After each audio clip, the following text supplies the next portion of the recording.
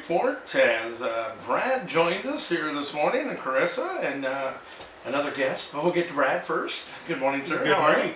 How are you? Doing well, doing well. How's things going? We are living the dream, sir. Yes, living the dream. yes. Absolutely. I've got my red on today in celebration of that IU victory over Purdue over the weekend. Kind of nice. You know, I rarely do I get to wear these colors in this neck of the woods. I was going to say, and get to brag either. Correct. So, yeah. Absolutely. We've got very little to brag Yes. about on basketball lately, so I'm going to take that one when I can get it. Don't blame you. Don't Absolutely. blame you. So, what's happening at Woodlawn Health? I know we've been talking about some changes that are gradually coming in. Have we made some changes? We're getting closer and closer. We've got kind of that 4-month countdown to our new Epic computer system, Okay. and we've got Sarah Schultz here, and we'll get to her here in a few minutes and let her kind of give everybody an update. We did have the board meeting yesterday, and I want to say the first thing we did at the board meeting yesterday was something that was very touching, and it was wonderful to be a part of. We had a moment of silence for our board president, Mr. Streeter, who passed away here recently, and as the community well knows, Mr. Streeter has done a lot for this community on multiple fronts, and one of the things that he did was he spent his time helping Woodlawn Hospital over the last several years, and we just want to recognize that and say our condolences to him and his family and friends, and thank him for all of the things that he had done for our community. So Big community person for sure. Absolutely. Other things at the board meeting, we always talk about those financials. That's kind of important. Well, they seem to be. January was a very busy month for the hospital, and I think everybody knows, and reading in the newspapers and such, we had a 15-year high on influenza A. So we were busy. And so with that, we had normally projected a fairly substantial loss for January, but it was a pretty small loss on operating of about $38,000. With our other incomes and things that we had actually a net profit for the month of $215,000. So it's a good start to the year. Overall, we were about 0.5% above our budget for the year, and about 12.4% higher in January this year as we were compared to January last year. So this year's already starting off at quite a bit busier than in the past, and part of that is we've had a significant increase in just general volumes.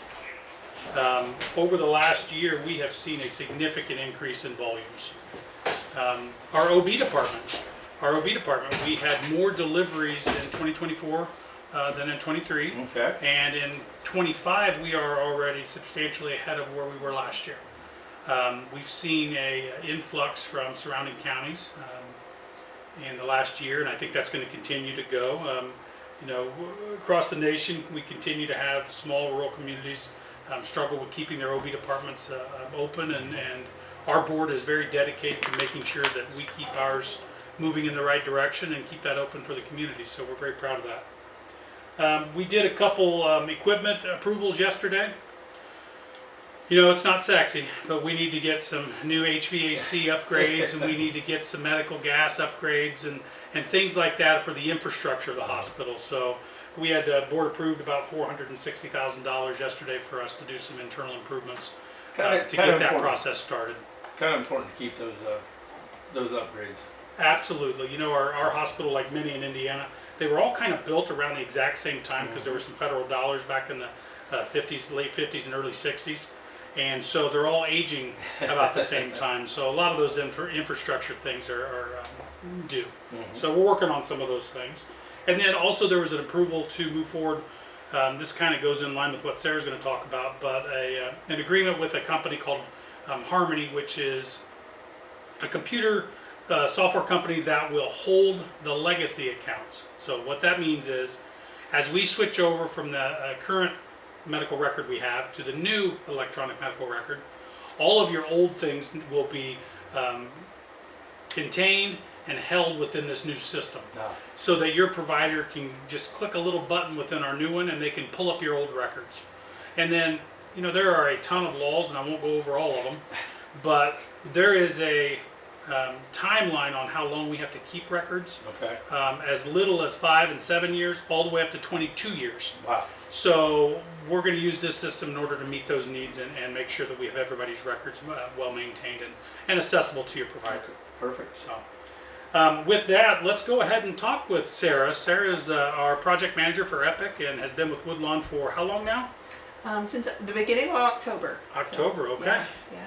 Short timer. Absolutely. Well, new to us, but she's going to be here many, many years. Many is what years we're to hoping. come. Absolutely. Yes. Great. Sarah, welcome. Thank you. So tell us a little bit about yourself. So I'm the project manager for the Epic implementation at Woodlawn, as Brad mentioned. I'm a nurse by background, and I have experience implementing a lot of different technology systems in different settings. I'm super excited to be at Woodlawn at such a welcoming environment, and to be able to be a part of the Epic implementation there. And Brad and Carissa, we've talked a little bit about Epic, but give us a little more on Epic. Sure. Epic is really the world's leading electronic medical record. It is state of the art. And as Brad has mentioned in some previous shows, some of the leading healthcare organizations around the world use Epic. It supports some of the highest patient quality and safety. And it's an inclusive record, meaning that whether you're in the clinic setting as a patient or clinician or in the hospital setting, those same tools and records are available wherever you are. And that's kind of the neat thing about it, because if you have to be transferred out to a specialist or someplace like that, it goes with you. Exactly, Yeah. exactly. And having those records available with you lets your clinicians make the best informed decisions about your care and ultimately has the best care options for our patients. So obviously, not only is it going to take a little for the patients to get used to, but it's going to take for the staff to get used to. You're exactly right. There will be training and also an adjustment in a lot of processes. Yeah. There will be efficiencies we expect that will be gained over time. But with anything, there'll be a learning curve. So we do expect that there will be a period of time that our patients will need to be a little patient as we're maybe asking some questions that they've answered before as we're re-verifying things in the new system or getting used to how different things are set up. And how soon will some of this start? We are going live June 14th. Okay. So that is a Saturday night into Sunday at the hospital side, and then following, during that upcoming week in the clinic settings and some of those other services that are more business hours. It won't be long. That's right. That'll be here before Coming you know right it. up. So obviously then there's a lot of work on the backside of that yet to be done before you get to June. That's right. There's a ton of preparation. The Woodlawn leaders and staff have been just incredible working with the Epic software company as they're planning for the build and the testing and just to make sure that everything is absolutely ready for patients. That's awesome. That's awesome. Brad, as we move forward, this is just great for the future too. Yeah, it's really amazing. I mean, like Sarah said, Epic is the leader. They have the most comprehensive system out there and are represented at most of our academic centers across the nation. So even Indiana University Health just signed a deal where in 2027 they will be on Epic. So it's going to be very good for our patients. Yeah. So no matter where you go, if you got to get transferred out to any specialist, Cleveland Clinic, Mayo, any of those, Yes. it's nice to know that it travels with you. You don't have to worry about, does it get lost in the mail, or I have to take something with me? It's already sitting in their office waiting when you get there. Absolutely. Well, and I also want to just point out we have seen a ton of growth this last year, and this we've almost maxed out our current systems, and this new process is going to allow us to continue to grow. And I think for all of us at Woodlawn, that's exciting because the more we grow, the more we are able to offer to our community as well. So I think that we're super excited about that. There's efficiencies in having a system that is so universally accepted and or where you can pull the records for patients. If you think about it, I just had lab work a couple weeks ago. Well, let's say I go to a specialist down in Indianapolis. I don't have to have new lab work. Right. If they can pull the record from my system, they can pull that up. I think what you'll see is that as more and more entities get on that system, you should see a reduction in the overall testing that has to happen oftentimes. When we're on different systems, we really struggle sometimes to get records from other locations. Right. We put in a request, and let's say you're going to go see your doctor next Tuesday, and you put in the request a whole week ahead of time. It's not unusual for us to not have that record by then. Right. We're making multiple phone calls, or here's one that happens regularly. You'll go and get a diagnostic imaging test done, so maybe an X-ray or a CAT scan or an MRI, and they'll give you a disc Yeah. Well, you bring that disc and you just kind of think you can give it to your doctor and he or she can pull it up and see exactly what's on it. Well, that disc, it was written, the software that they used was different than the software we use, and so you can't pull it up all the time. Right. So universality is really a great goal. You know, and here's one thing too that some people probably don't think about, and I don't know if you've even thought about it, but with everybody traveling up and down 31, if there's an accident and that person isn't from here, but they're using a Epic, you've got everything right there. I mean, efficiency and quickness of maybe treating in the ER Absolutely. will be changed. Yeah, absolutely. Well, and the nice thing too is that I don't know if everybody realizes it, but our county uses Parkview EMS now for the ambulance service. Well, they're on Epic. Okay. So from the ambulance throughout the hospital, and then if we send you somewhere else, if you need to go somewhere else, it'll be that same record. So it just improves efficiencies and overall really safety. Awesome. Sarah, could you really quickly tell us about what some of the patients can see on the outward for my chart and some of the efficiencies that will be helpful there? Sure. Thanks, Krista. Yeah, a great opportunity for patients is the MyChart patient portal. So there will be one portal for both inpatient hospitalizations and clinics. And that gives the opportunity for the patients to interact with their caregivers, to share questions, potentially to make appointments, and to also access information from their visitor, their hospitalization after a visit. So rather than scrambling for a printout or looking to find out what restrictions, maybe your provider left with you, you'll have all that accessible if you sign up for that MyChart patient portal. Yeah. Will it be the same portal for the clinic and the hospital, or are these going to be two separate ones? It will be one MyChart patient portal. Awesome. Easy access that way. Yeah, All right. Makes it easy.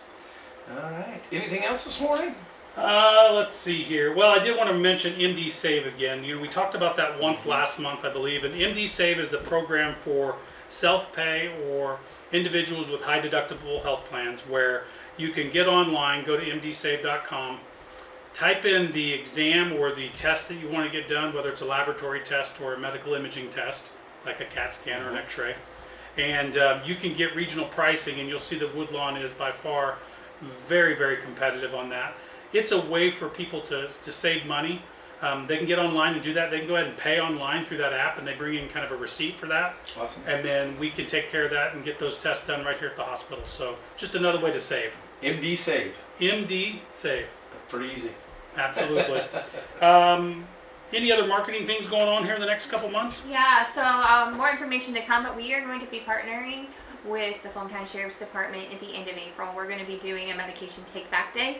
I don't know if you're like me, but I have a lot of medications in my home that we didn't use all of, or they're not, we filled the prescription and we didn't use it. So it'll be an opportunity for you to bring those medications and give them to our law enforcement, and then to be able to create safe environments. As we all know, opioid use and other prescription drug abuse is on the high in our country, so we're trying to be proactive with that. And then in our Plymouth area, we have our monthly moms group, so if you're tagged into social media, we'll be sharing a lot more about that. And then I would be remiss if I didn't share, on Friday we do have a blood donation site. So if you want more information, call Jason C. at the hospital. Or I believe you can get on our social media. Yeah. There was an announcement about the blood drive coming up on Friday with the American Yes. Red Cross. Cool. And click on that link or go to Red Cross and type in the zip code, and they'll tell you the local ones, and you can sign up right there. Yep. Awesome. Absolutely. Always a good deal. Yeah. Absolutely. All right. Well, have a great Wednesday, and we'll look forward to talking to you again next month. We'll see you in March. All right. That's going to do it for the Woodlawn Health Report here this morning on Johnny.